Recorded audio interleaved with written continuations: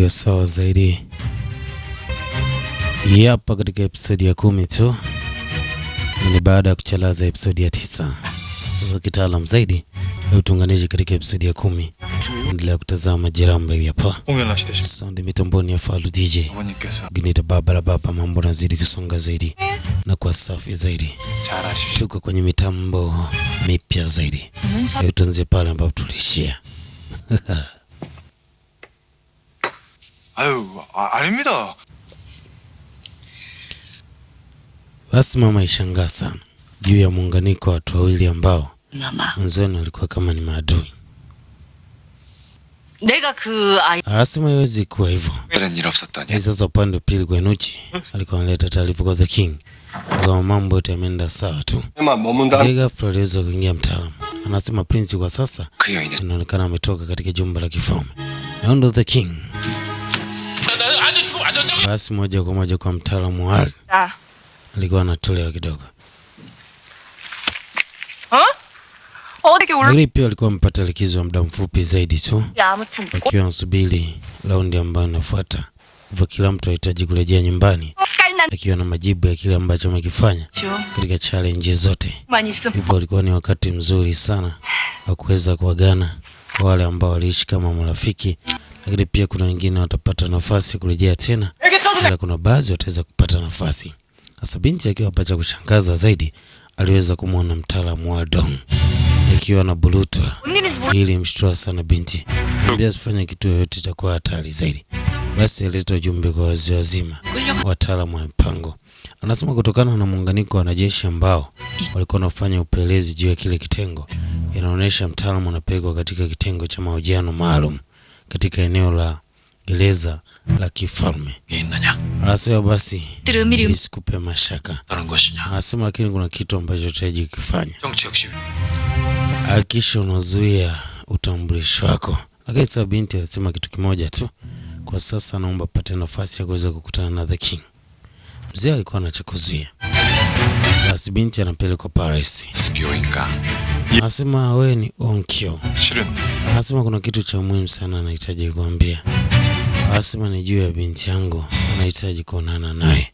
Basi mwamba alimwomba binti aweze kuingia tu. Na binti aliweza kutoa ishara ya heshima kwa The King. Nikamzozo zaidi. Binti nini anahitaji kumwambia mtaalamu? Anasema kwa yule mtu ambaye ameweza kumkamata ni mtu ambaye hawezi kuwa muuaji na ni mtu ambaye tengeneza nafasi ya kuweza kunisaidia mimi. Anasema nini ambacho namaanisha kwa wakati huu kama kweli ni mtu ambaye alikuwa ni mtu wa kuweza kusaidia. Sasa cheki akili ya binti. Anasema mimi ni Unikiwi. Ili mchosha The King. Hakuamini macho yake. Tunasonga. Usipate moto, tulia talabintibu. Uko na baba la baba ni Tefao DJ. Anasema basi nitakuhadithia namna ambavyo ilikuwa. Binti anatumia akili ya ziada. Anasema sasa kama ni wewe, hebu nipe mwongozo wa kile ambacho kilitokea. Anasema mfalme. Anasema sikuwa na kitu ambacho kinaweza kanifanya nione utani. Hebu niambie kitu ambacho kinafanya niamini.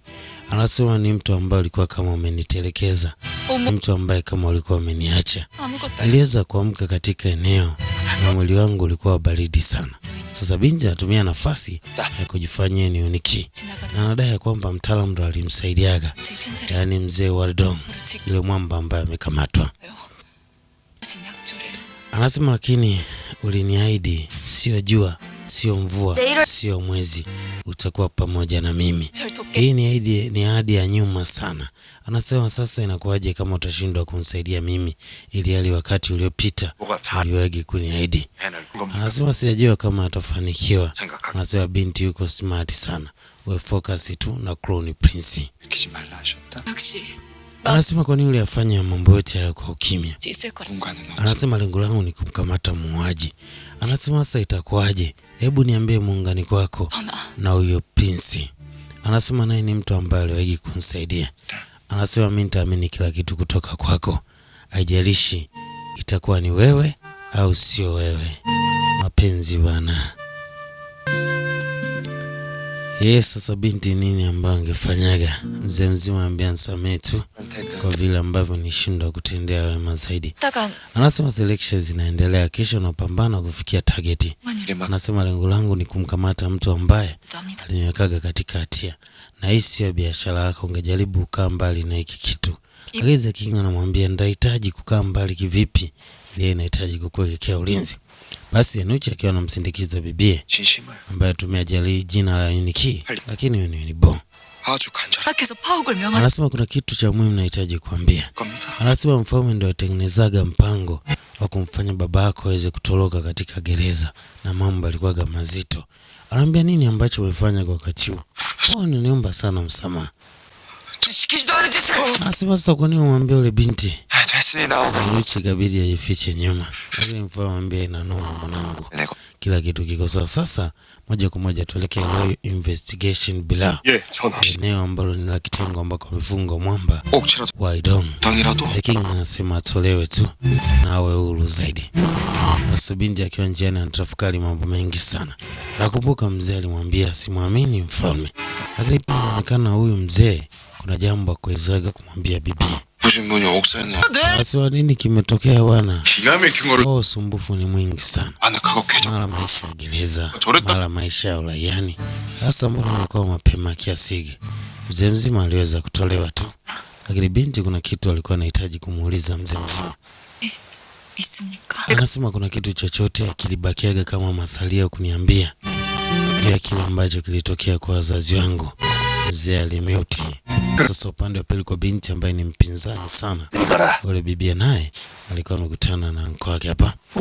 Anasema kuna nafasi ambayo imebakia kuindoge, yani bibi katika jumba la kifalme ndio ataweza kuongoza mchakato zaidi. Hivyo lazima atengeneze nafasi ya kumuonesha nguvu yetu. Moja kwa moja aliwaita wapambe wake. Anasema sasa tuandoke turejee katika mpango wetu wa awali.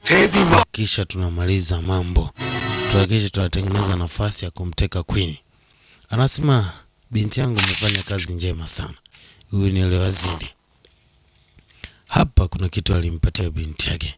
Anasema katika raundi ya mwisho sijajua kama utaweza kushinda au kutokushinda. Lakini pia niko na surprise kubwa sana. Anasema nini ambacho nakifikiria baba? Anasema mambo mazuri yanakuja sasa hivi tu. Na habari njema. Anaambia njema kiasi gani? Sasa upande wa pili kwa mzee ambaye alipewa kibunda ameshauza mchongo. Ile mashine ya kazi inamfuatilia huyo mzee mpaka sehemu moja pembeni kabisa ya mji. Hapa anaonekana binti ambaye anafahamika kwa jina la Iyo, ambaye utambulisho wake unatumia na yule binti ambaye yupo katika jumba la kifalme. Asa babako kutoka Hayang amenituma mimi kwa ujichukulia angalizi. Nyamela Aisha gundua kwamba huyo binti kumbe alifichwa ili nafasi yake itumike na mtu mwingine. Sasa The King aliweza kumuita Prince kwa sababu kuna taarifa aliambiwa na bibi kwamba pia mtu huyu aliweza kumsaidia sana. Anasema nikuchukulia vibaya sana mwanzoni. Lakini sikutegemea kama ni mtu ambaye ongeza kunitendea mema sana. Anasema pamoja na kwamba umesikia vitu vingi, najua mwanamke ambaye ulimsaidia. Yeye ni mwanamke wangu. Ile mkela sana chali. Fanyaga boya sana. Lakini mastermind ndio hatari zaidi. Anasema nini ambacho anamaanisha? Anasema mifereji ambayo inapitisha chembe chembe za usalidi katika jumba la kifalme haitaki kuonekana katika ufalme. Yanamaanisha bwana mdogo kutakiwa kuingia tena kwa sababu mwisho wake alikuwa msaliti. Sasa Chaliko anapiga tizi kwa ghadhabu sana kwa sababu ameshaona marangi mengi. Sasa nini ambacho atafanya? Wazee wazima alifika anasema ni wakati sahihi wa kurejea katika mpango wetu. Anasema hata hivyo nafasi inaruhusu tu. Anasema siku ya mapinduzi inakuja. Sasa hiyo siku ya mapinduzi ni siku gani? Na kwa nini wanasema ni siku ya mapinduzi? Cha msingi ungana nami tu katika episode safi ambayo tuko nafuata, episode ya 11 mzigo bomba sana hapa. Kwa usisite kuungana na sisi ili upate content ambayo imetukuka zaidi. 온몸이 얼음장처럼 차갑고 말을 믿으라. Usiogope. Tunagonga bese la kibabe zaidi katika episode safi ikiwa ni 9 sasa. Tukutane katika episode ya 10 tu. Endelea kuenjoy jalamba zaidi. Hapa Sunday for DJ. Nita baba kwenye kipaza mambo na zidi kwa safi zaidi. Let's say ciao. 감사합니다. 살려주세요. 넌 그 여인입니다. 제가